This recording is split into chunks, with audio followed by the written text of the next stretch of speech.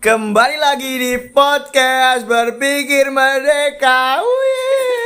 Dengan saya Muhammad Hanif Pratama dan juga teman saya Adimas Alifian. Yang kali ini kita akan membahas tentang sebuah tema yang saya kira cukup dekat dengan kita semuanya. Yoi. Tapi bentar nih, sebelum kita masuk ke situ, kok aku rada terkejut dengan pembukaanmu?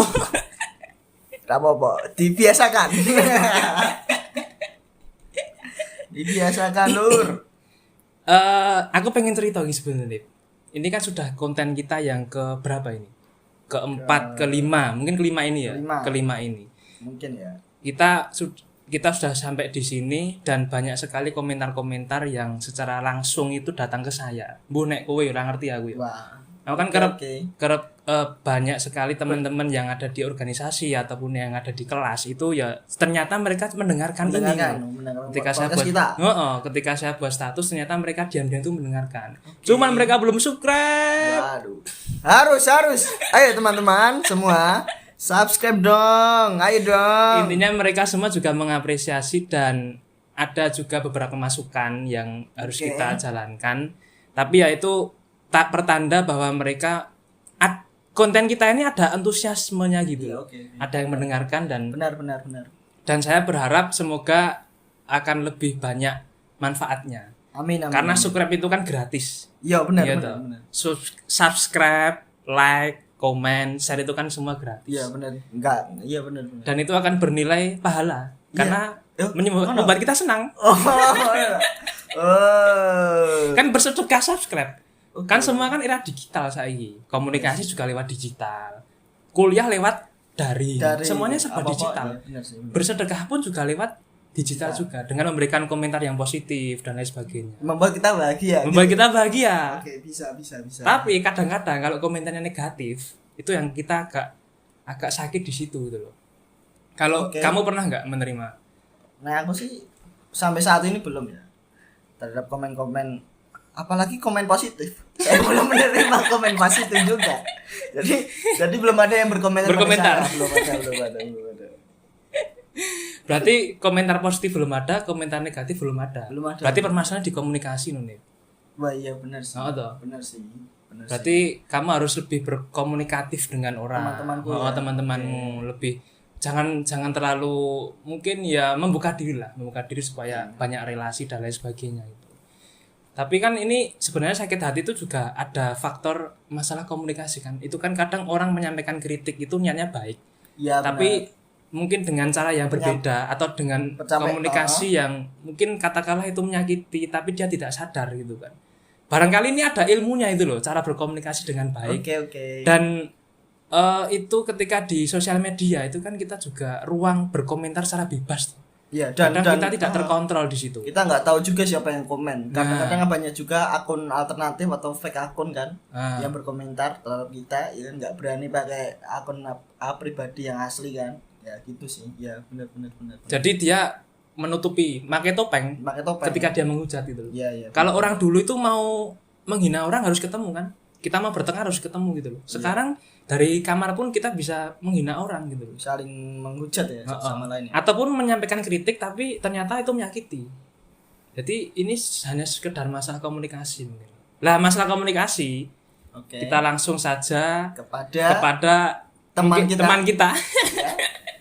Yang ada di bidangnya tentu saja. Salah satu mahasiswa dari Unisri yang mengambil jurusan ilmu komunikasi. Iya. Teman SMA kita. Iya, teman SMA kita. Teman main futsal Denny ya. Main futsal. Benar. Yaitu Mas TU-ku Fadlur Rahman Faruk atau kita akrabnya dengan manggilnya itu Faruk gitu ya. Apa kabar Mas Faruk? Baik, alhamdulillah. Jadi gimana? Saya jauh-jauh dari Grogol datang ke kediamannya YouTube channel Berpikir Merdeka ini seharusnya ada kompensasi makamnya loh ini seharusnya loh. Nanti masalah honor itu sementara nunggu sponsorship. Oke.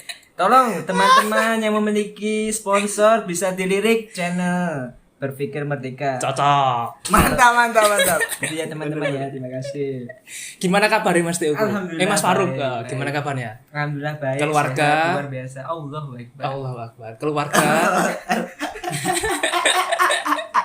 Keluarga alhamdulillah tenang, aman di rumah, lagi santai. Gimana kuliahnya, organisasinya? Masalah kuliah dan organisasi lagi ruwet. Iki aku nyeluk Bang apa Mas apa Bung atau teman atau Bebas saja. Kalau merujuk pada apa yang dibicarakan oleh Ibu Megawati, kita harus menggunakan kata bung lagi. Oke. Supaya semangat nasionalisme ya toh. siap. Mengingatkan pada masa perjuangan dahulu. Kita. Oke. Siap. Gimana Bung Faruk? Sehat semuanya berarti ya? Alhamdulillah. Karena gini loh, karena ternyata sekarang itu menanyakan kabar sehat itu bukan basa-basi. Iya benar. Oh, toh. Ini sudah masuk ke poin ini, ilmu komunikasi. Betul. Karena sekarang itu sehat itu esensial, bukan kalau dulu kan mungkin gimana kabarnya Basa-basi itu dan basa-basi. lain-lain, ya. Tapi sekarang itu menanyakan bagaimana kabarnya sehat itu semacam sebuah atensi yang cukup besar bagi lingkungan kita sekitar. Bagi teman kita, bagi keluarga kita, menanyakan tok itu loh. Itu ada ketulusan di dalam menyampaikan. ada ketulusan dalam menyampaikan. Mas Faruk. Iya, gimana? Bung Faruk. Heeh. Bebas aja lo ya. Aku Bebas. rada kaku aku nih. Bebas. Mas Faruk, Ya. sebenarnya pengertian komunikasi itu apa tuh, Mas? Oke. Sebenarnya kalau mau ditanyain tentang apa itu komunikasi apa namanya? Dari yang ditanyakan tadi sebenarnya untuk pengertian komunikasi itu sebenarnya ada banyak versi, tapi untuk yang telah aku dapat dari perkuliahan selama 3 tahun itu sebenarnya komunikasi itu memiliki pengertian yaitu lajunya informasi melalui komunikator ke komunikan. Nah, kita Komunikator jelasin dulu dan komunikan. komunikator ke komunikan. Nah, dijelasin terlebih dahulu sebenarnya apa sih komunikator itu? Komunikator itu adalah orang yang menyampaikan informasi ke komunikan. Jadi intinya komunikator itu yang memberikan informasi. Jadi ini aku ngobrol sama Mas Dimas, aku ngobrol sama Mas Hanif, itu aku sebagai komunikator. Nah, Mas Dimas dan Mas Hanif mendengarkan itu sebagai komunikan. Jadi oke. simpelnya seperti itu. Bagaimana mekanismenya itu kita lihat untuk komunikasi itu ada 4 faktor. Anggap aja 4 faktor. Yang Oke. pertama ada komunikator, ada komunikan, ada feedback, dan yang satu lagi ada yang namanya hambatan komunikasi. Hambatan komunikasi. Nah, ini ada 4. Mungkin kalau komunikator sama komunikan kita sudah tahu tadi. Kalau yang feedback sama hambatan itu gimana, Nah, Mas? jadi gini, untuk masalah dalam berkomunikasi, pasti setiap kita berkomunikasi memiliki apa yang namanya timbal balik dalam berbicara. Misalnya aku ngobrol sama Hanif, pasti kan aku ngobrol tuh pengen mengerti sama Hanif, dan Hanif pun pengen memberikan asumsinya juga kepada saya. Nah, itu namanya adalah feedback. Nah, tetapi di dalam feedback, di dalam jalurnya feedback itu ada yang namanya halangan. Nah, halangan ini itu adalah miskomunikasi. Miskomunikasi.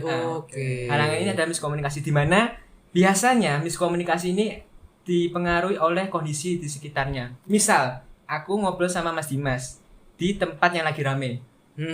Aku ini, dan posisi jalan rame, Oke. ada banyak suara mesin misalnya, atau ada orang tawuran. Oh, ada. Sekarang PPKM nggak ada tawuran. Lebih ke iya sih. Benar. Dan kemarin banyak anak-anak SMK ya yang diberi lampu hijau untuk pembelajaran tatap muka, dan mereka senang karena mereka bisa tawuran. Wah, mind blowing sekali, Bos. Oh, betul gimana? Lanjut. Saya kemarin baca di portal berita. Oke, siap. Ada kejauhan, kita balik lagi. Gimana lagi?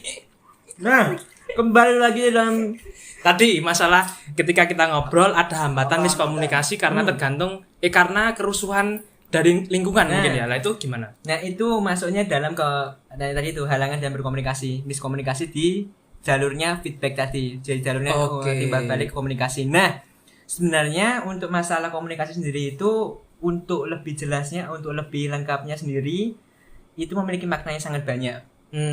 Setiap komunikasi itu memiliki teori, memiliki aliran, memiliki pakar-pakarnya sendiri-sendiri. Jadi kita pun sebagai manusia yang ya dalam artian awam dalam berkomunikasi pun juga memiliki anggapan bahwa paling komunikasi ada yang ngomong gitu ya. Ngomong tok sama teman terus baru wis komunikasi. Enggak, sebenarnya komunikasi enggak sesimpel itu karena komunikasi itu menyangkut segala bentuk kehidupan yang kamu lakukan. Oke, wah keren Intinya ini. seperti itu.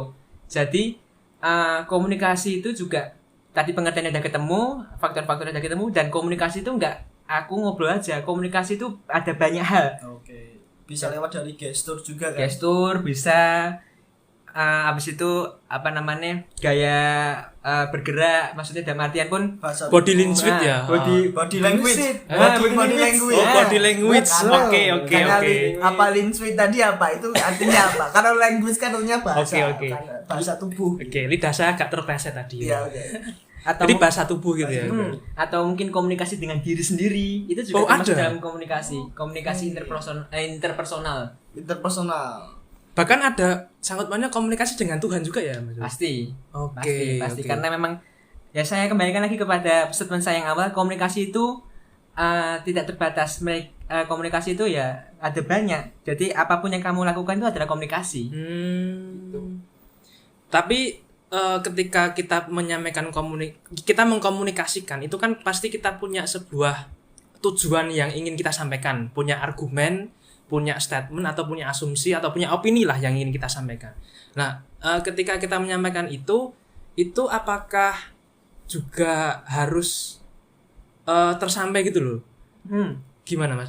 Maksudnya ada kan kadang kita opini kita dipatahkan, asumsi kita dipatahkan. Itu apakah sah dalam konteks berkomunikasi ini loh? Oke, dalam masalah sah-sahan atau enggak sahnya, sebenarnya komunikasi bagiku itu adalah fleksibel. Dalam artian gini, kalau komunikasimu yang kamu sampaikan kepada temanmu itu dibantah, berarti otomatis apa yang kamu sampaikan itu tidak diterima baik oleh temanmu. Oke. Oke, sampai sini penting maksudnya. Paham Jadi Pak Guru? Jadi gini, misalnya kamu memberikan statement bahwa A ini adalah yang terbaik, tetapi temanmu menganggap A itu adalah yang paling buruk. Oke. Nah, dari sini apakah komunikasi yang seperti itu adalah komunikasi yang sehat? Jadi kita garis bawahi aja apa komunikasi seperti itu adalah komunikasi yang sehat. Bagiku itu adalah hingar-bingar atau warna-warni dari komunikasi. Justru warna-warni dari komunikasi itu ya miskomunikasi dan itu tadi perbedaan pendapat. Nah, fungsi komunikasi itu karena adanya feedback untuk meluruskan apa yang diinginkan atau untuk meluruskan statement yang diberikan oleh komunikator ke komunikan. Jadi intinya kalau misalnya itu sah apa enggak sih? Kalau misalnya audio sengak-sengakan debat-debatan sah, justru malah ada lomba debat. Ini fungsinya gopo. Padahal itu Malah dilombakan ya debat ya. Perdebatan malah dilombakan. Mulanya yang merusak statement yang satu antara yang satunya kan antara. Nah itu kan ibaratnya malah padu tuh ibaratnya adu mulu tuh masa ngono jadi lomba. Berarti kan sah-sah wae berarti intinya. Oke. Berarti gini, Ruk. Berarti di dalam ilmu komunikasi, ya, jurusan Mas Teo kan, jurusan Mas Faruk kan tadi ilmu komunikasi. Dalam ilmu komunikasi itu juga terdapat ilmu untuk kita membantah gitu. Maksudnya tidak selamanya bahwa komunikasi itu harus berjalan selaras gitu loh. Gitu berarti. Iya, komunikasi fleksibel. Tak garis bawahi komunikasi itu fleksibel. Jadi kalau ditanyain apakah bantah-membantah itu tadi sah ya ngapain lagi? Menurut Mas. Kok menurutku sendiri loh ya. Kalau misalnya pakar-pakar komunikasi mau mengkritik saya, monggo. Ini kan kita kan berpikir secara merdeka gitu loh. Karena kan kita kan temanya berpikir merdeka kan. Oke. Tapi apakah ada mungkin kiat-kiat atau poin-poin yang komunikasi itu idealnya seperti ini gitu loh? Ada enggak? Maksudnya apakah secara bebas komunikasi itu dibiarkan melalang buana, terserah kamu mau membuat owner dan lain sebagainya, atau memang di dalam jurusanmu itu ada cara komunikasi yang baik atau komunikasi yang ideal itu seperti ini gitu loh. Gimana? Sebenarnya untuk masalah tentang komunikasi, apakah ada kriteria menjadi atau berkomunikasi yang baik itu sebenarnya untuk di ilmu komunikasi sendiri memang ada teorinya tersendiri, ada perkuliahannya, bahkan mengetahui gerak-gerik, mengetahui isi pikiran dari komunikasi juga ada, itu termasuk dalam mata ilmu kuliah perkuliahan psikologi komunikasi. Psikologi komunikasi. Jadi kita langsung dia berbicara, kita juga tahu sebenarnya dia berbicara itu benar atau tidaknya itu ada. Nah, tapi untuk masalah apakah pertanyaan tadi kan apakah ada kiat-kiat untuk komunikasi yang baik ya. Sebenarnya untuk kiat-kiat komunikasi yang baik itu balik lagi kepada individunya masing-masing. Jadi pembawaan komunikasi itu memiliki ciri khasnya, maksudnya memiliki ciri khas. Jadi tiap orang itu memiliki ciri khas komunikasinya masing-masing. Ya. Misalnya kita ambil contoh aja ya, tokoh yang paling hebat dalam berkomunikasi bagi saya selama ini adalah Hitler. Oke. Hitler ya. Hitler. Dia karena si paman ahli seni. Iya. Oke. Pak. Ya begitulah, nanti diomongin barang sensitif. Baluki Samdal. Iki meh dilanjuti ora. Lanjut. Karena gaya komunikasinya aja mampu memobilisasi rakyat Jerman untuk bergerak lebih, mohon maaf, progresif toh. Dan itu kan dari sini kan saya sendiri beranggapan bahwa apakah kiat-kiat berkomunikasi itu ada ada kiat tertentu untuk menjadi yang untuk bisa berkomunikasi yang baik ya. Itu balik lagi ke individunya masing-masing. Karena ya itu tadi, karena memang tiap individu kan pasti memiliki standar berkomunikasinya masing-masing. Tetapi kalau misalnya standar itu masih dianggap jelek oleh orang lain, ya tugasnya komunikator itu ya itu tadi, feedbacknya itu diperbaiki lebih baik. Ya karena dari itu pesan yang lebih komunikasi yang lebih baik itu sebenarnya adalah lugas, singkat, padat tetapi mengena. Sebenarnya intinya itu sih. Lugas, singkat, padat, tetapi mengena. Oke. Saya jadi ketemu ini poinnya maksudnya. Jadi intinya komunikasi itu tidak berlabuh kepada moralitas ya, Ruk ya. Enggak terbatas lah. Lah ya, maksudnya kan tidak harus berarti tidak komunikasi ada pengekangan dari tidak ada pengekangan bahwa itu harus baik, komunikasi itu harus jujur. Berarti kebohongan pun itu juga masuk dalam treatment komunikasi ya, Ruk ya. Iya. Oke. Berarti nanti kita temukan titik temunya itu ketika sudah menyenggol sisi agama ya, Ruk ya. Ketika kita sudah yang harus kita komunikasikan itu kan harus jujur, harus baik, harus tidak menyakiti. Itu ketemunya ketika kita sudah bermoral. Tapi kalau dalam komunikasi secara murni itu bebas, yang penting itu tadi lugas, padat, singkat dan mengena. Agar pesannya tersampaikan. Di luar itu baik atau buruk, tidak mempertimbangkan aspek itu ya, Ruk ya. Oke, aku mulai paham ini. Ya kan yang penting dari informasi adalah komunikasi adalah informasi yang tersampai dari si pemberi informasi dan si penerima informasi. Gitu kan. Tapi kalau di dalam mata kuliah yang selama ini kamu tekuni itu apakah ada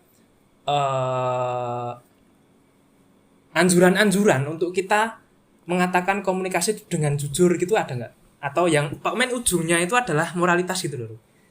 Oke, kalau selama perkuliahan jujur untuk masalah anjuran apakah komunikasi tadi ya untuk menjadi komunikasi yang baik misalnya harus berkata jujur atau kata-kata yang lainnya.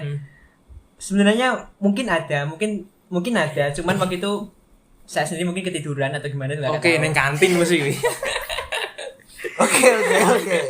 Oke. Itu mahasiswa sekali kok. Cuman sepenangkapanku ya itu tadi, setiap dosen itu tidak membatasi mahasiswanya untuk berkomunikasi. Bahkan dosen itu sangat senang jika murid-muridnya atau mahasiswa-mahasiswanya itu bisa berkomunikasi se-fleksibel mungkin dengan melihat norma-norma yang berlaku. Jadi setiap Nah, kita membahas tentang norma. Untuk norma-norma sendiri setiap dosen memiliki standarnya masing-masing. Nah, misalnya saja untuk aku punya pengalaman di perkuliahan waktu zaman semester 1, ada salah satu dosen yang dia tidak suka bahwa mahasiswanya itu berkomunikasi menggunakan bahasa daerah. Oke. Ada yang seperti itu. Ada, karena dianggap, mohon maaf, untuk berbicara pun kurang profesional. Kamu tuh ngobrol pakai bahasa Indonesia aja, karena kan kita kan lebih universal gitu ya. Itu ada juga. Nah, itu jadi biar spektrumnya lebih besar. Jadi biar pahamnya jadi lebih universal loh. Yeah. Tetapi kan dari sini kan berarti kita udah dapat kesimpulan bahwa setiap patokan norma itu adalah kembali lagi ke kebudayaan masing-masing. Iya, kebudayaan masing-masing. Jadinya ya kita pun ya sebagai komunikator yang ingin memberikan pesan kepada komunikan harus melihat latar belakang norma yang ada pada saat kita berkomunikasi. Paham. Jadi harus fleksibel, harus dinamis, harus adaptif ya komunikasi itu ya. Kalau udah ketemu sama lawan komunikasi yang mohon maaf memiliki derajat yang lebih tinggi dari kita misalnya seperti itu. Kita harus mengetahui terlebih dahulu norma apa yang dia miliki, dalam artian latar belakang apa yang bisa kita lakukan jika kita berkomunikasi bisa diterima baik oleh komunikan itu. Jadi gitu sih berarti. Tapi kok norma-norma secara terperinci sini nggak ada sih. Ya lagi komunikasi itu fleksibel. Oh, fleksibel. Oke. Komunikasi fleksibel terus gitu. Oke. Fleksibel dan fleksibel. Fleksibel. Tapi gini, Ruk, mengenai sekarang kan zamannya digitalisasi ya tuh. Karena sekarang semua orang itu punya media sosial. Bahkan itu sekarang hukumnya itu ya seperti fardu ain lah, wajib bagi setiap pribadi gitu. Nggak bisa diwakilkan. Bahkan anak seusia SD kelas 1 kelas 2 itu harus juga mempunyai akun-akun media sosial dengan alasan dengan dalih untuk pembelajaran gitu. Nah, apakah dari latar belakang ilmu komunikasi juga menyentuh sektor itu, menyentuh sektor secara media sosial itu, Ruh? Untuk media komunikasi itu kan tadi sudah saya bilang bahwa komunikasi itu adalah fleksibel dan menjalar kemana-mana, dalam artian pun juga tidak terbatas kemana saja, bahkan sampai ke orang tadi. Mohon maaf, untuk orang-orang yang tadi, tidak maksudnya komunikasi dalam tubuh sendiri hingga ke media sosial. Bahkan komunikasi pun menjalar ke mana saja, karena komunikasi kan karena media sosial kan juga alur informasi toh, di mana berarti kan kok alur informasi berarti ada komunikasi di sana. Nah, untuk adab dan lain-lain. Untuk adab yang lain-lain sebenarnya ada ya. Itu maksudnya ke hukum dan etika pers sebenarnya. Kalau misalnya masalah untuk masalah masalah berkomunikasi di sosial media, karena kan komunikasi kan rujukannya biasanya untuk sosial media kan lebih memberikan informasi berupa berita, karena kan komunikasi kan nggak sembarangan kalau misalnya di media sosial, karena kan kembali lagi karena memiliki norma tertentu. Di media sosial kan pasti ada norma di mana jangan ada ujaran kebencian, jangan ada celah mencela, jangan ada penyebaran sara dan lainnya. Ya. Jadi kayak ngomong n-word nggak boleh ya. Jadi ibaratnya mempengaruhi opini publik lah. Itu dilarang. Untuk dilarang atau tidaknya karena lebih ke berhati-hati karena nanti akan menimbulkan kericuhan yang akan datang. Jadi ada etika di situ. Ada etika di situ. Oke, pembicaraan kita sudah mulai mengkerucut ini berarti. Sudah mulai masuk berarti ini ya. Intinya selaras dulu loh, seneng aku kayak gini. Berarti tadi Mas Faruk mengenai etika berkomunikasi. Mohon maaf ini aku kelewatan. Itu apakah ada ternyata juga?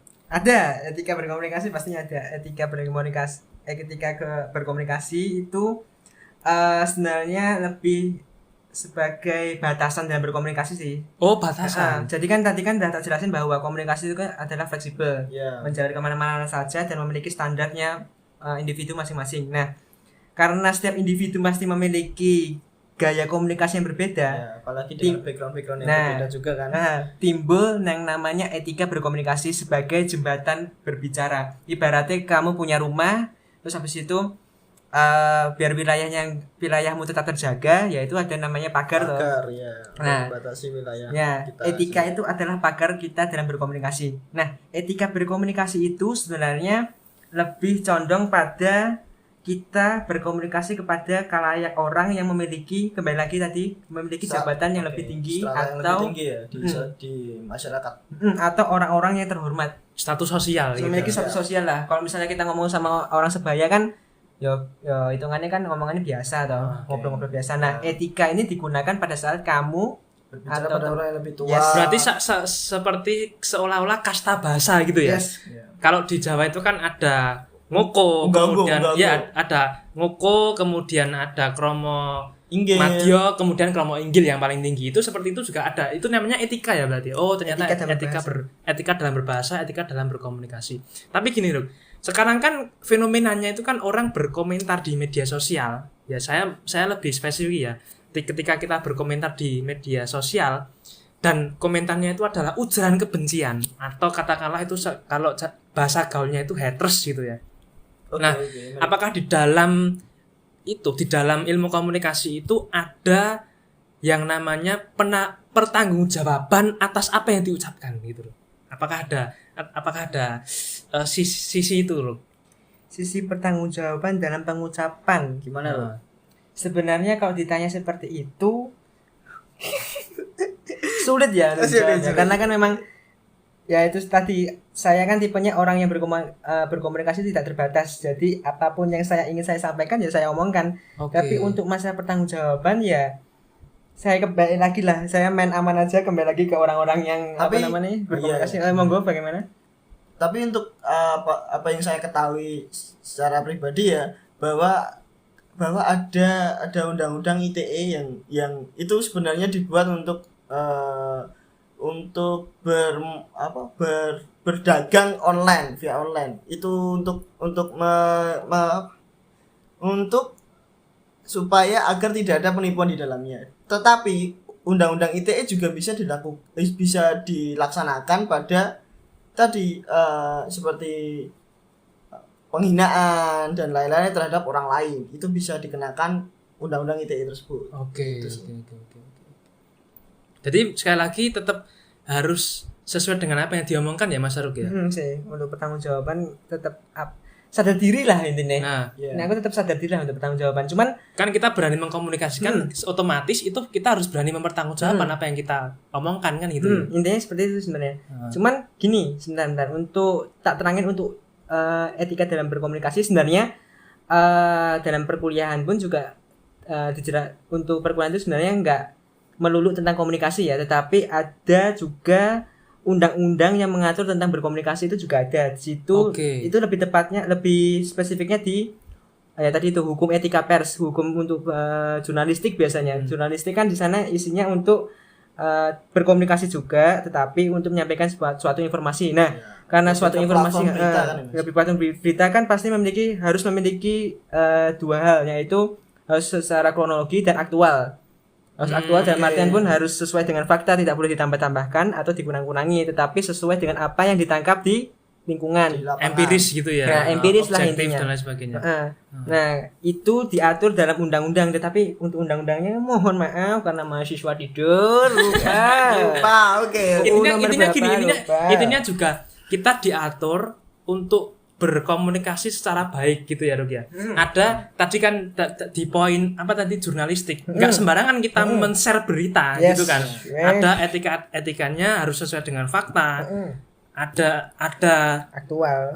Etika, ada norma dan ada sopan santun dalam mengkomunikasikan. Apalagi itu ya, untuk sebuah platform berita harus ada aturan-aturannya terlebih rinci. Jadi sekarang untuk kita semua harus lebih berhati-hati dalam berkomentar dalam sosial media, dalam berkomunikasi karena itu nanti berdampak kepada tadi masuk ke undang-undang kalau kita menyakiti gitu loh. Oke. Kan gitu kan. Intinya sih kayak gitu sih. Karena semuanya ternyata juga diatur. Semuanya harus beretika gitu loh. Etika berkomunikasi itu tadi. Kalau sekarang kita ke dunia nyata aja Mas Faruk. Saya ingin ke dunia nyata itu. Sekarang kan kita sedang pandemi dan kita juga masih PPKM gitu. Kok sekarang itu sosialisasi atau kehidupan sosial itu seperti gotong royong dan lain sebagainya itu mulai berkurang gitu loh. Itu kira-kira gimana ya Ruth? Untuk bisa kita mengembalikan rasa semangat sosial kita gitu loh. Untuk masalah itu ya, tadi kaya mikir goro ya. Iya sih sebenarnya sih. Nah, untuk pesan atau saran untuk agar bisa maksudnya Martin bisa kembali seperti semula, sebenarnya itu adalah hal yang sulit cukup berat lah ya, karena memang melihat kondisi dari PPKM sendiri pun juga terus diperpanjang. Diperpanjang dan dari mohon maaf dari pihak pembuat kebijakan pun membuat kondisi di lingkungan itu dibuat mencekam karena kalau nggak seperti itu kan otomatis masyarakat tidak mau mentaati peraturan yang dibuat kan. Nah, untuk masalah dalam berkomunikasi apakah bisa kembali lagi ke masa semula, itu sepenangkapanku kayak gitu pertanyaannya. Sebenarnya bisa. Kita kan sekarang udah hidup di zaman industri 4.0 kan pindah lah dia 4.0 di mana segala bentuk komunikasi, belanja, bahkan booking hotel bisa melalui online. Nah, mungkin cara mensiasati kita berkomunikasi ya tetap lewat platform online sih, karena kita kan pasti sudah disuguhi apa yang namanya WhatsApp, Telegram, mungkin ada Instagram, Facebook. Nah, ayo kita gunakan sosial media itu kita gunakan secara positif, kita gunakan secara baik, tetapi tidak mencela, tidak memecah belah, tetapi tetap mengutamakan norma-norma yang berlaku pada saat berbicara gitu. Wah sih sebenarnya untuk masalah. Berarti untuk hubungan sosial pun kita terpaksa harus melalui media online gitu ya. Karena memang kondisinya seperti ini gitu loh. Karena kondisi. Dan kita masih beruntung, kita masih diberikan anugerah berupa teknologi ini. Berarti kan seperti itu ya. Kita masih ada rasa syukur bahwa pandemi ini terjadi pada era yang sudah maju. Beda lagi kalau itu terjadi pada era 2007-2009 yang lalu. Nah, betapa lebih stresnya kita, nggak ada hiburan di rumah, nggak bisa komunikasi sama orang luar, kita cuma bisa SMS, itu bayar, Facebookan, dan itu pun mahal juga kan. Dan itu kan sudah masuk ke tahun 2000-an ya. Kalau masa lampau lagi gitu. Nah, kan semakin susah lagi kan. Jadi pandemi ini memang datang ketika kita berada di kondisi yang memang seakan-akan kita sudah siap untuk menerima itu loh, seolah-olah gitu loh. Karena kita punya media online dan lain sebagainya. Tapi gini sih, poin saya itu bagaimana cara kita supaya sifat individualisme itu tidak mengakar gitu loh. Kan ada kan orang yang sama tetangganya pun sendiri tidak akrab dan lain sebagainya gitu kan. Apalagi di kondisi seperti inilah, bagaimana supaya kita bisa kembali setidaknya membangun komunikasi dengan baik dengan sesama tetangga dan lain sebagainya. Kalau kamu gimana, Hanif? Kalau saya ya cukup keluar rumah pada saat sholat 5 waktu saja. Nah, hal tersebut yang dapat kita hanya bisa kita lakukan ya hal tersebut. Sholat dan menyapa kepada tetangga, say hi dan lain-lain supaya kita bisa komunikasi ya. Menurut saya ya pas waktu itu saja gitu. Kita tetap menjaga komunikasi dengan tetangga itu ya. Kalau kamu Mas Faruk? Oke, untuk melihat kenyataan mungkin Mas Hanif dan Mas Dimas pun juga sudah tahu kalau saya tinggal di lingkungan perumahan. Oh iya. Iya betul. Oke, berarti kalau misalnya ngomong iya betul berarti sudah tahu ya kondisinya ya. Iya. Nah, untuk lingkungan perumahan sendiri kan pasti yang namanya individual kan pasti sudah menjadi makanan sehari-hari. Yes, sudah mengakar di tubuh hingga ke dalam shell. Seperti biologi. Yes, karena memang lingkungan perumahan kan mereka beranggapan bahwa segala bentuk kehidupan mereka ya udah ini aku yang lakukan ngopo. It's not your business ya. Ini udah urusan lu ngapain kamu ikut-ikut. Nah, sebenarnya untuk ditanya pokok masalahnya sebenarnya paling krusial itu di lingkungan perumahan sih sebenarnya untuk ditanya apakah bisa tadi pertanyaan tadi ya. Sebenarnya paling krusial itu memang di lingkungan perumahan karena lingkungan perumahan ini sebenarnya butuh solusi loh, sebenarnya butuh saran bagaimana sih agar komunikasi tetap terjalin di lingkungan perumahan di era pandemi ini. Bahkan hanya sekedar menyapa saja Ruk ya. Karena kan pasti kan mereka masih mempunyai bisnis mereka sendiri, mempunyai memiliki kegiatan mereka sendiri. Susah sih sebenarnya aku sebagai orang yang berada di sana ya. Karena memang setiap kalau cerita aja ya sedikit cerita kalau setiap saya keluar rumah itu yang tak lihat ya nggak ada siapa-siapa Shopee. Pulang ke rumah nggak ada siapa-siapa Shopee. Paling keluar ada pun juga itu nggak ada siapa-siapa karena memang kamunya sepi atau kamu jomblo. Waduh. Jangan melebar. Cukup sekian, assalamualaikum. Honorer ditampa kok. Oke. Emang tidak ada dong. Ya, jangan melebar. Saya juga sakit hati. Saya juga jomblo dong. Ayo. Kalau kembali ke topik. Kalau katanya Sabrang itu Caca Tuna Asmara. Waduh. Kembali lagi gimana Ruk tadi? Sepi, keluar rumah sepi terus gimana gitu? Mungkin aku nyiasatnya sendiri sebagai seorang pribadi yang tinggal di lingkungan perumahan. Sebenarnya setiap kegiatan atau setiap minggu sekali kan kadang orang-orang perumahan itu kalau tiap pagi kan suka berjemur kok tiap hari Minggu pagi loh ya. Kalau di lingkungan perumahanku. Nah, kadang di sana alur informasi, alur komunikasi terjalin secara rapat lah di sana kalau misalnya tiap pagi. Itu pun juga di waktu-waktu tertentu. Nah, siasatnya ya kembali lagi ke tadinya juga diomongin sama Mas Hanif. Kalau Mas Hanif sendiri kan di lingkungan tempat ibadah. Kalau saya sendiri di lingkungan depan rumah sih sebenarnya, lebih ke ngobrol santai, ngobrol tentang menanyakan kondisi. Karena tadi diomongin sama Mas Dimas sendiri, sekarang itu menanyakan kondisi itu bukan sebagai gimmick loh. Sekarang pun menanyakan kondisi ya adalah sebagai rasa prihatin, rasa simpati dan empati ya kepada Anda ya. Jadi ya sekecil apapun ucapannya yang kita sebutkan pada saat kita bertemu dengan orang, ya itu adalah hal yang berharga yang mereka terima. Nah, anggapanku seperti itu. Karena beda lagi orang-orang perumahan itu atos.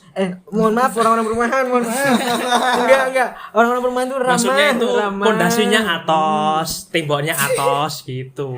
Jadi siasatnya ya susah nih, harus nemuin momen yang pas ya, yang pas ya pada saat itu. Berarti kalau saya tarik benang merahnya itu kita harus menghilangkan sedikit demi sedikit rasa gengsi ya, Mas Faruk. Betul. Kan? Bahkan hanya sekedar menanyakan itu, apa sih dia nggak penting dalam hidupku gitu loh. Aku nggak tahu kabar dia pun aku nggak masalah gitu loh. Oke, jadi harus menghilangkan rasa gengsi dan kita harus meningkatkan kepedulian gitu loh. Kalau dari sudut pandang agama sendiri kan Allah sudah berfirman itu dalam surat Al-Hujurat ayat 13 itu kan, ya ayuhan nas inna khalaqnakum min dzakari wa untha wa ja'alna syu'uba wa qabaila lita'arafu kan gitu. Inna akramakum indallahi atqakum gitu. Wahai manusia, aku ciptakan kau itu laki-laki dan perempuan, syu'uba dan berbagai banyak golongan, wa qabail dan kelompok-kelompok, lita'arafu supaya kamu saling mengenal gitu loh. Bahkan kata lita'arafu itu sebagian ulama menyatakan bahwa lita'arafu itu bukan hanya cukup saling mengenal tapi juga mengerti gitu loh. Karena yang namanya cinta itu tidak hanya butuh mengenal tapi juga butuh yang namanya pengertian. Jomblo saya, Mas. Iya, maksudnya cinta secara universal. Okay. I know, but it's hurt, man. It's hurting me. Gitu loh. Jadi kita diciptakan memang berbeda. Mungkin juga kalau konteksnya perumahan tadi berbeda kepentingan ya, Mas Faruk ya. Berbeda kepentingan, berbeda urusan, tetapi kita juga harus saling mengenal dan juga harus saling mengerti gitu loh. Yeah, nah, dalam komunikasi itu kan nanti ujung-ujungnya juga mengerti taruh. Asalnya kita berkomunikasi, terus kita mengenal, terus kita juga nanti orientasinya juga mengerti juga kondisi yang kita alami sekarang. Nah, sekarang kita masuk ke inilah circle kita sebagai seorang pemuda ini. Nah, ini wayahe. Seorang pemuda ini bisa dikatakan krisis simpati dan krisis empati. Memang tidak semuanya. Ini saya tidak mengklaim semuanya, tapi sebagian bahkan mungkin diri kita sendiri. Kadang-kadang. Gini loh, ini jujur ya, aku curhat jujur iki. Aku nek karo kowe aku ora jujur. Tapi iki dirungokke Ding ya. Ya iki dirungokke kabeh. Karena aku. Oh iya Ding. Enggak dong. Gini, ya, maksud saya ingin cerita gini. Sebenarnya dalam segmen-segmen tertentu saya tuh juga kadang dalam tanda kutip malas untuk bersosialisasi. Misalkan rapat muda-mudi atau sekedar kemarin pada momen 17-an sekedar ngecat jalan ataupun kumpulan apalah ada kerja bakti itu kadang saya sendiri dalam tanda kutip malas. Kenapa kok malas? Karena di dalam rumah pun saya bisa mengakses segala informasi yang itu mengasihkan untuk saya gitu loh. Dan segala urusan pun itu tidak tersinggungkan oleh lingkungan sekitar saya gitu loh. Jadi segmen-segmen tertentu saya jadi malas gitu loh. Nah, kira-kira gimana ya simpelnya untuk menghilangkan rasa kemalasan kita ini sebagai seorang pemuda supaya aktif di organisasi kemasyarakatan dari Mas Faruk. Dan kita kemungkinan ketua Karang Taruna ini. Iya benar. Lah, apakah masih ketua Karang Taruna Mas Faruk? Lengser waduh. Sudah pusing. Ini dikudeta apa piye? Tidak dong. Tidak. Memang melengsarkan diri. Tetapi nggak ada calon kandidat yang selanjutnya sih. Gimana Mas Faruk? Berarti kan kamu pernah berada di posisi itu, posisi di mana kamu harus sebagai orator untuk mengajak orang-orang keluar. Betul. Gitu kan? Gimana Mas Faruk? Oke. Secara pribadi dan secara umum gitu. Wah, pertanyaannya makin banyak. Secara pribadi dan secara umum loh. Iya no. Bayang no. Pertanyaan ini sama anak mana soalnya? Sama anak. Kan ini podcast profesional. Wow, ya toh. Amin. Ayo. Tapi tidak ada iklannya. Ayo iklan masuk. Didengarkan oleh seluruh pelosok negeri dan juga akhirat. Waduh. Oh, ya toh. Ya Allah, aku pengen pulang. Individu dan umum seperti apa? Lanjut Mas Farouk. Oke, untuk masalah sebagai orator ya, untuk mengerahkan anak-anak untuk bisa bergotong royong di lingkungan dan lingkungannya sendiri-sendiri. Betul. Sebenarnya waktu zaman sedikit cerita zaman saya perintisan Karang Taruna itu sebelum pandemi kita siasatnya itu kayak gini. Segala bentuk undangan itu kita kasih door prize. Nah, gitu. itu Oke. itu sebagai Semacam ribet gitu ya. sebagai pemancing lah ibaratnya. Pancingan, oke. Tetapi sampai di sana tidak ada door prize. Jadi gini. Itu lebih ke arah penipuan. Jadi gini, ibaratnya door prize ini adalah pemantik sih sebenarnya. Dalam artian gini loh, gimmick dan iming-iming itu sebenarnya dalam berkomunikasi dan menggait massa itu adalah hal yang wajib. Oke. Dalam artian gini, karena gimana pun juga kalau kita mancing nggak ada umpan kan yo podo wae toh. Nggak akan diterkam oleh. Nah, umpannya itu ya gimmick itu tadi gimmick. Nah, loh, segala bentuk kegiatan bakalan dapat ini loh, dapat itu loh, dapat ini loh. Nah, Ternyata dapatnya terima kasih. nah, gimmick itu adalah cara kita untuk bisa ya menyatukan teman-teman di lingkungan masyarakat, karena kita balik lagi ke Lingkungan tadi kan, ke masalah pribadi kan kita pasti juga setiap pribadi kan pasti malas-malasan untuk datang ke acara-acara masyarakat, acara-acara yang diselenggarakan oleh Karang Taruna pasti orang-orang kayak gini kan pasti males tau, dalam artian mager dan sebagainya. alah paling yo gur ngono-ngono tok enggak Ngapain dapat sih aku ikut? enggak dapat benefit. Nah, Oke. cara iming-imingnya ya itu tadi dikasih Dengan benefit yang sudah ucapkan di awal tadi ya. tetapi tidak ada aslinya. Tetapi tidak ada. Jadi Waduh. gimmick itu perlu tetapi digunakan secara terbatas, dalam artian jangan terus-menerus. Kalau misalnya sudah terus-menerus itu sudah masuk dalam konteks penipuan. Gimmick itu perlu tetapi jangan terus-terusan. Jadi cara menyatukan tipsku sebagai mantan ketua Karang Taruna, ketua yang akan lengser dalam hitungan jam, gimmick itu perlu untuk menggait massa tetapi jangan dilakukan secara terus-menerus karena tadi umpannya nggak akan ketangkap lagi. Yes, karena anak zaman sekarang nggak bisa kalau kita ajak secara terang-terangan, dalam artian diajak secara umum, karena mereka pasti ingin sebenarnya aku ikut kayak gini apa sih benefitnya buat aku, karena mereka pun juga pengen punya keuntungan dia buat diri sendiri. Terus tadi dapat iming-iming tadi ya. Nah, caranya konsepnya ya kayak janji kampanye.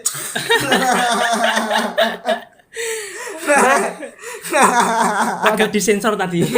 Mas, kalau ada tukang bakso jangan dibeli, Mas. Tolong. Tapi maksudnya kalau aku poinnya malah ke sini Mas Farouk, bahwa ada semacam reward menurut saya, ya toh. Reward kepada orang yang secara senang itu memasyarakat gitu ya Mas. Meskipun ujung-ujungnya ya tadi hanya ucapan terima kasih, tetapi itu semacam ketika kita diberikan reward, kita bisa sedikit mempunyai keinginan untuk keluar gitu ya Mas Farouk. Betul. Oke, paham. Kalau lebihnya iya sih reward. Cuman kalau saya pribadi ya mengatasnamakan itu adalah sebuah gimmick. Oke. Bahkan sebentar aku mau ngobrol bentar ya. Bahkan itu pun juga masuk dalam sebuah circle.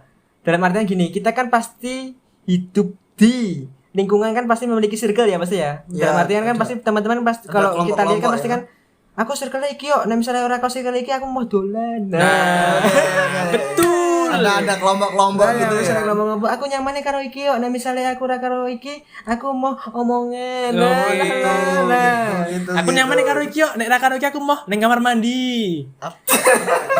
Kan izin kamar mandi kan kudu wong loro ngono kae to. Oh iya. Itu flashback masa SMA. Nah, iya. Sedikit jauh juga. Itu gimana, Rob? Nah, itu apakah komunikasi dikatakan berhasil di situ atau gimana? Enggak, aku cuman pengen lebih negasin aja bahwa gimmick itu bisa digunakan di sana, karena kadang tiap orang atau tiap anak yang masuk dalam circle itu pingin diakui. Dalam artian dia ingin memiliki status di dalam circle itu, dari dalam circle itu sendiri. Misal orang A ini ya, dalam artian dia tidak memiliki circle, terus dia masuk ke circle A. Kamu punya apa masuk ke circle A? Wong kowe aku iki kumpulan anu lho sing duwe HP iPhone misalnya. Aku anu lho. XR. Aku juga punya iPhone tapi masih sering yang nama enggak. Kamu bukan circle kita. iPhone kita ya iPhone yang terbaru. Nah, sebenarnya kan mereka masuk untuk ke circle itu memiliki dalam artian pengen punya pengen diakui ya. Pengen diakui dan pengen memiliki power di dalam circle. Nah, kekuatan gimmick kekuatan gimmick ini sebenarnya bisa dijadikan jurus atau dijadikan senjata untuk bisa masuk di dalam suatu circle. Untuk dapat pengakuan. Tapi tetap orientasinya kebaikan ya, Dok. Jadi orientasinya kebaikan. Dalam artian ya tadi itu misalnya, iya sih HP ku HP ku memang lebih kentang tapi sistem operasiku lebih canggih. Oh iya lebih canggih. Gimana caranya? Nah, itu gimmick. Padahal dia orang muda maksudnya piye carane dalam artian hanya pura-pura tahu supaya dia bisa masuk dan bisa menyelam ke situ ya. Nah, tapi kalau sudah masuk ke dalam circle itu, diusahakan untuk bisa beradaptasi dan memberikan hal-hal yang positif dalam circle itu tersebut. Karena mulai dari sekarang tak perhatiin mulai dari tahun 2015 hingga ke tahun 2021 ini pengakuan suatu status di anak muda itu berdasarkan gimmick sih memang, karena gimmick iki nek wis ada terus gimmick iki wis sing apa jenenge harus dilakukan lah, karena nek ora koyo ngono ya kowe enggak bakal iso bisa survive ya. Enggak iso circle. Oke, paham. Itu enggak sih maksudku gimmick? Paham. Ngono sih. Maaf teman-teman. Tapi aku saya jadi teringat ucapan salah satu dosen filsafat saya ya, Mas Faruk ya. Ininya gini, beliau berkata gini, sejatinya semua orang itu ingin diakui, Mas Faruk. Ingin ada sebuah eksistensi, ingin diberikan perhatian dan lain sebagainya itu. Jadi circle atau kelompok dalam masyarakat, dalam pergaulan itu sebuah keniscayaan menurut saya, sebuah kewajaran yang memang itu secara tidak langsung terkonservasi begitu loh. Karena dia hanya diakui di situ. Kalau dia tidak di situ, dia tidak diakui atau salah tempat gitu loh. Itu menjadi baik manakala dia tidak eksklusif ya. Dia tidak mensubordinasi circle lain gitu loh. Dia tidak menghina circle lain. Tapi kalau terus orientasinya antar circle ini saling beradu, konflik, itu gimana? Apakah harus dengan cara gimmick itu tadi? Nah itu kan untuk masalah gimmick kan itu adalah tips dari saya pribadi. Tetapi untuk mereda konflik, kembali lagi ke saya berkuliah di komunikasi. Sebenarnya inti dari solusi adalah komunikasi. Jadi kalau misalnya ada konflik atau adanya gesekan antara dua circle yang dialami suatu pemuda yang ada di dalam circle itu, Ngapers dan Jungers, inti dari suatu solusi itu ya komunikasi, karena komunikasi pasti menimbulkan mediasi. Komunikasi pasti menimbulkan mediasi karena komunikasi itu menyatukan antara dua paham, dua keinginan, dua keegoisan untuk bisa melebur menjadi satu kesatuan pemikiran yang bisa memberikan mutualisme antara circle A dan circle B. Jadi ini kembali lagi, suatu komunikasi itu adalah hal yang penting, hal yang sangat-sangat substansional ya. Sangat-sangat penting dalam mereda konflik antara circle A dan circle B. Jadi di situ juga nanti ada kompromi juga ya, Mas. Pasti kompromi, mediasi dan yang lainnya itu pasti bakal terjadi jika adanya konflik. Dan kita sebagai pemuda pun kalau berkomunikasi, kembali lagi tadi yang tak jelasin bahwa kalau bisa apa yang kita komunikasikan itu, apa yang kita sampaikan, pesan yang kita sampaikan pada komunikan itu adalah lugas tetapi mengena, biar teman-teman atau orang-orang yang jadi komunikator itu bisa memberikan feedback positif lah, memberikan timbal balik positif kepada circle yang ya dalam artian dalam menjadi musuhnya dalam berbicara gitu sih. Paham. Jadi harus ada tadi ya kerendah hatian ya, Dok ya. Kerendah hatian di mana kita bisa saling berkomunikasi. Jadi komunikasi ini penting banget ya ternyata ya. Iya dong. Jadi kita harus pandai berkomunikasi dan juga ada aspek-aspek dalam berkomunikasi itu sendiri gitu loh. Yang harus ditaati juga. Yang harus ditaati, yang harus kita perdalam dan harus kita pahami gitu loh. Tidak sembarangan kita mengkomunikasikan. Percuma kita ngomong panjang lebar tapi kalau tidak mengena tadi ya. Dan tidak tersampaikan tadi. Tersampaikan apa yang ingin kita sampaikan. Oke. Kalau sebagai anak muda itu, kalau berkomunikasi dengan orang tua itu gimana Mas Farouk? Gimana nih maksudnya? Apakah juga harus ada etika atau masuk dalam batasan tanpa batas tadi? Sebenarnya untuk masalah obrolan untuk komunikasi antara kita dengan orang tua, komunikasi kita dengan orang yang lebih tinggi, komunikasi kita dengan orang yang memiliki status yang lebih itu masuk ke situ tadi ya? Masuk ke dalam etika dalam berbicara sih sebenarnya.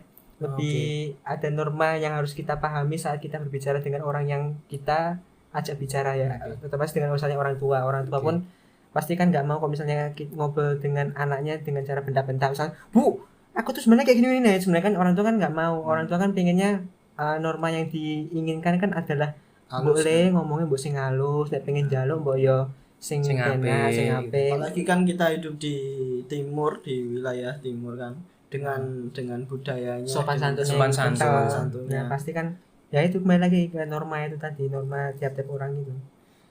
Saya ingin kembali ke agak lompat ke belakang tadi mengenai itu Mas Farouk, mengenai apa namanya, berarti orang tidak salah dong ingin diakui itu sebenarnya. Nggak salah ya Rugi? Nggak salah. Kesalahan dia ketika dia mematikan yang lain gitu ya. Salahnya sebenarnya bukan mematikan, tetapi ingin diakui secara berlebihan. Karena jika kita sudah melakukan hal itu, aku pengen diakui banget, ibaratnya ngono loh. Ibaratnya pengen aku pokoknya yang paling sangar nek di anime. Nih anime apa ya? Nah di anime Jepang di Tokyo Revengers sih kayak ibaratnya Bang Maiki. Bang Maiki. Nah ibaratnya Bang Maiki, jadi pengen dianggap paling sangar lah. Nah itu sebenarnya adalah hal yang wajar. Cuman jika apapun yang dilakukan secara berlebihan itu adalah hal yang buruk. Lari ada Pepe Maiki. Pasti Dimas gak tahu ya. Aku gak tahu. Makanya nonton anime. Si paling OP kan. OP sekali. Jadi ya itu. Mungkin terakhir Mas Farouk, closing statement ini. Pesan kita sebagai seorang pemuda dalam berkomunikasi dalam situasi seperti ini yang saya kira semuanya sensitif. Saya kira sensitivitas itu lagi tinggi-tingginya gitu. Pesan yang bisa Anda sampaikan seperti apa? Oke. Wah, wis tekan closing statement berarti memang rampung lho iki. Sudah dong. Cepat sekali. Jadi, lama dong. Oh, ya sudah. Oke. Dan ini kan podcast profesional. Podcast berkualitas. Amin. Oke. Closing statement-nya saka aku ya ya. Ya, oke. Berarti gini, untuk closing statement yang ingin saya sampaikan kepada pendengar pada pagi, siang dan malam hari ini. Yang ingin tak sampaikan sebenarnya seperti ini. Untuk masalah babakan atau perihal komunikasi adalah hal yang luas, dalam artian komunikasi itu tidak terbatas pada suatu hal yang kamu ketahui, karena komunikasi adalah ibaratnya kalau bumi, komunikasi itu adalah alam semesta karena tak terbatas dan memiliki cabang-cabang ilmu yang banyak. Dan untuk apa yang ingin saya sampaikan pada malam hari ini atau pada pagi hari ini atau siang hari ini kepada teman-teman pendengar dari apa channelnya? Berpikir Merdeka. Oh iya, Berpikir Merdeka. Intinya seperti ini, berkomunikasilah yang baik. Intinya seperti itu, berkomunikasilah yang baik, berikanlah statementmu yang terbaik kepada lawan bicaramu, hargai segala bentuk statement yang diberikan, segala bentuk feedback yang diberikan oleh lawan bicaramu. Karena apa? Segala bentuk informasi yang kamu sampaikan kepada temanmu adalah hal yang berharga yang diterima oleh komunikator atau komunikan yang kamu ajak bicara. Karena komunikasi itu adalah hal yang sangat intim dan krusial. Jika kamu salah sedikit saja dalam berkomunikasi, akan mempengaruhi pemahaman teman kamu yang kamu ajak bicara. Jadi intinya adalah komunikasilah yang baik dengan temanmu. Ceritakan maksud yang baik kepada temanmu, karena baik itu lagi karena komunikasi adalah hal yang berharga. Komunikasi itu adalah emas, golden. Jadi komunikasilah yang baik kepada entah itu temanmu, keluargamu, atau segala bentuk orang-orang yang kamu temui, entah itu nanti alam-alam gaib, ya silahkan komunikasi ya gitu ya, monggo. Jadi yang penting bahkan juga komunikasi dengan Tuhan gitu ya. Dengan Tuhan atau dengan dirimu sendiri, komunikasinya baik karena komunikasi bersumber bersumber sebagai hal-hal yang positif lah. Pokoknya komunikasi yang positif gitu. Itu aja sih. Oke, luar biasa. Terima kasih ilmu yang Bung diberikan. Bung Faruk. Aku ngomong apa? Saya kira gini, Nif. Salah satu mungkin juga ilmu komunikasi juga ketika kita mengangkat sebuah tema diskusi dengan orang yang tepat. Ya, toh? Iya, Kita benar sekali. mendapatkan sudut pandang dan informasi yang sangat bermanfaat saya kira gitu loh. Selama ini kita ngomong komunikasi ngomong, ternyata tidak. Secara sederhana. Secara sederhana, ternyata ada hal-hal yang spesifik yang harus kita perdalam gitu. Benar. Dan harus dengan orang yang tepat juga. Ya, benar. Dengan orang yang mempelajari. Mempelajari itu gitu loh. Oke. Jangan bicara ayam kepada orang yang jual laptop. Iya, benar. Enggak tahu dong. Nggak tahu lah. Nggak tahu dong. Iya, benar. Dan juga sebaliknya kan gitu ya. Iya, Oke, terima kasih kepada Mas Faruk dan juga Mas Hanif yang telah menemani saya pada episode kali ini. Jangan lupa untuk teman-teman untuk subscribe, like, comment, and share channel YouTube kita. Mudah-mudahan bermanfaat bagi kita semuanya. Sampai ketemu di konten-konten berikutnya yang pastinya sangat